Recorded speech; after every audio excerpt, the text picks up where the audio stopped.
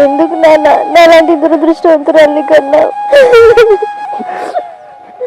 చూడమ్మా, నిన్ను కన్నాను కానీ నీ వంతు మాత్రం కనలేదు కదమ్మా. ఈ అదృష్టం ఏం రాసిందో అదే జరుగుతుందమ్మా. పదమ్మా, ఇంటికి వెళ్దాం. మరి నాన్న, వయసులో చిన్నవాడి ఉండి పెద్ద పెద్ద బాధ్యతలు మోస్తున్నారా? అక్క కాపురం నిల్లు పెట్టే బాధ్యత కూడా నీదేరా?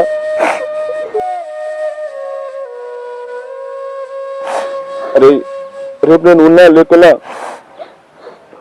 అక్కను మాత్రం బాగా చూసుకోరా. ఇప్పుడు అంతంత పెద్ద మాటలు ఎందుకు నాన్న? మాకు ధైర్యం చెప్పాల్సిన నువ్వే ఇలా ఏడిస్తే నేను ఒక్క ఏమైపోవాలి నాన్న? అరే, ధైర్యం ఎంత గట్టిదైనా బంధం ముందు చాలా మంచిగా తప్పదురా.